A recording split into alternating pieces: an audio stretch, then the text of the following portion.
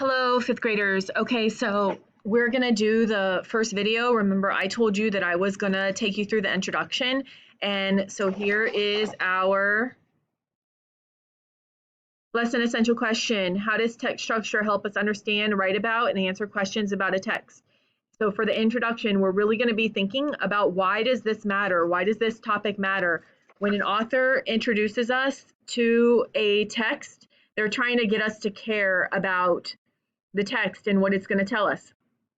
So we picked this text, the fifth grade teachers picked this text for you because we want you to know getting rid of human waste wasn't always easy. It wasn't always simple. And a lot of very smart people and hardworking people had to create sewage systems that helped people get rid of waste and dirty water and clean it, because you know the amount of water we have on Earth, that's all the water that we have. That's all the water we're ever going to have. We can't make water.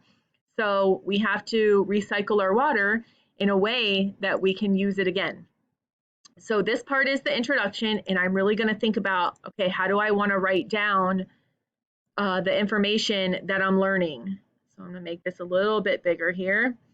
Right away, we talked about this earlier, I see a sequence when it says what happens when you flush. So I know I'm going to be thinking about a little bit about a sequence, and I might be thinking, just like I showed you on my paper, why is this important?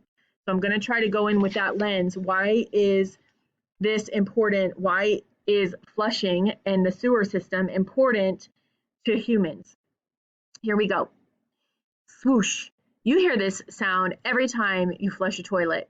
Did you ever stop to wonder where everything that you flush down winds up? Getting rid of waste involves more than just pushing the lever on a toilet. In fact, it often involves a highly complex process.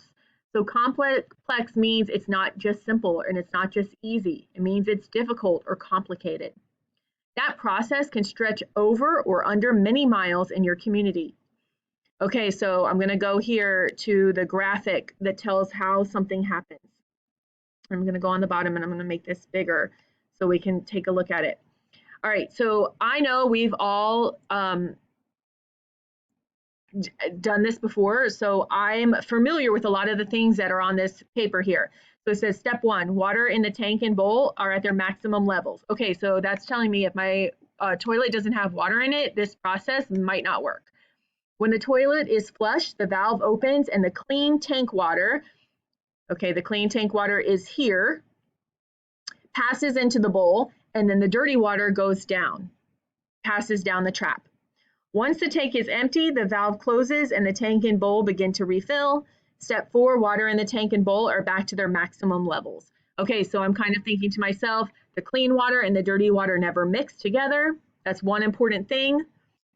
And if there's not water in the tank, then this whole flushing process will not go well. All right, where does waste come from and where does it go?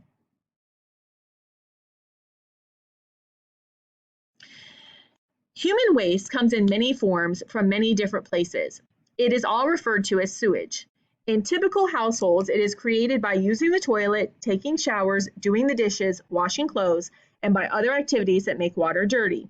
The average American turns about 100 gallons of water into sewage each day. Okay, so I already know the author's trying to get my attention by saying 100 gallons, which seems like a lot. If you think about your gallon of milk, 100 of those, just one person makes sewage each day. I mean, that to me is a big deal. So I'm going to write on my paper, I'm going to write sewage because this author just gave me a descriptor. It is toilet water and anything in the toilet. So like one thing I was thinking about, yeah, human waste, but also toilet paper, anything that you put in the toilet. Showers, dirty dishes, like these are all the ways that we make sewage. Washing clothes. Because when I'm washing clothes, I'm not just really thinking to myself, oh, hey, you're making a big mess here. All right, so I am using the description on my paper here. I'm really bad at holding this in the right spot.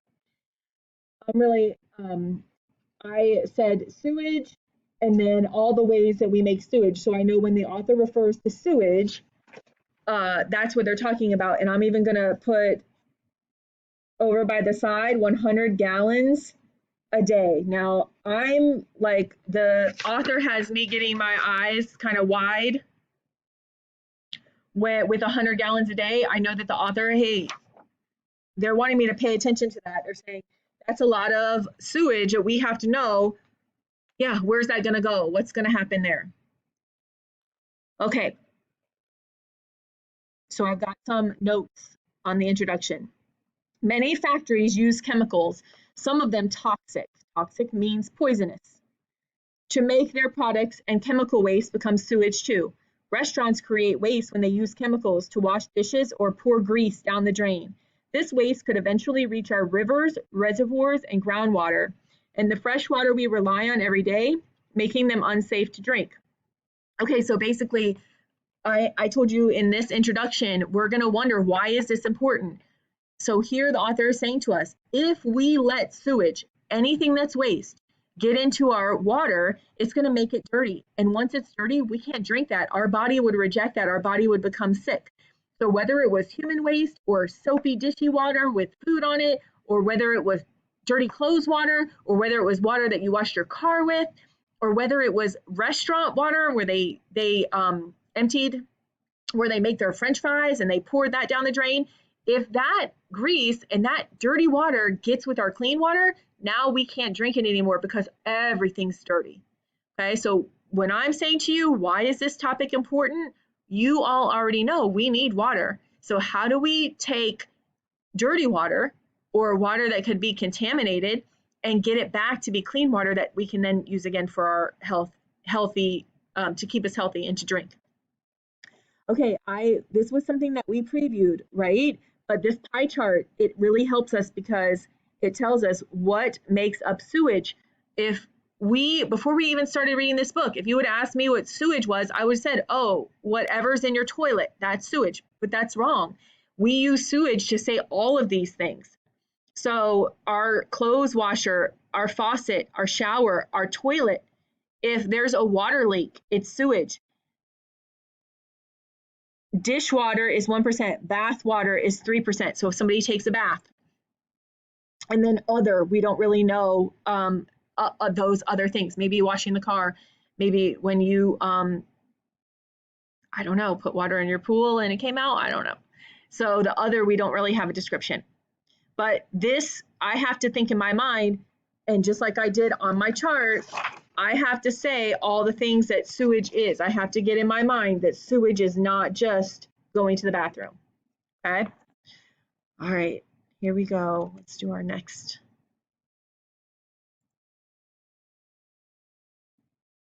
More than 2 billion people around the globe have no flush toilets or sewage systems.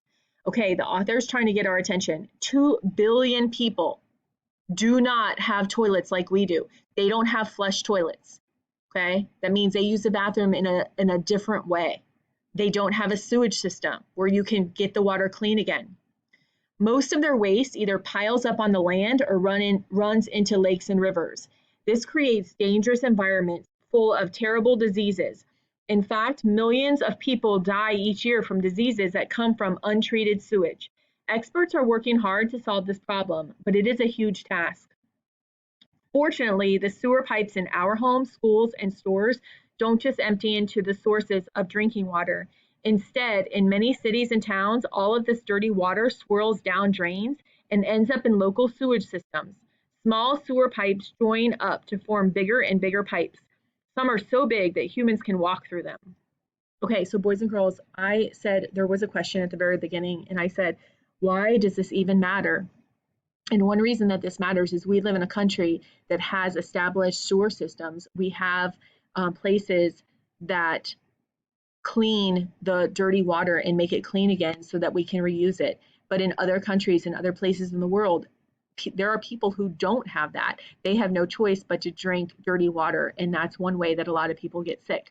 So why does this matter? We're very fortunate to live in a place where we can use water for our needs. Remember, up to 100 gallons a day, some of us use, and then the water goes to a facility treatment plant that cleans the water and makes it good again for us to use again. And that just isn't true for everybody. So this is important because it's something that we probably don't even think about. We're just used to, yeah, that's what happens when you use water, and then there's more water and there's always water. And that's just not true in other places in the world. So you should have some notes on your paper. Now, the next step for you is you're going to go to our next chapter here inside the treatment plant, and you're going to start taking your notes on what happens inside a treatment plant. There are going to be words that you don't know. There might be some ideas that you don't know. Remember, you're trying to answer the question, how does a treatment plant work? And you're going to write down how that process takes place.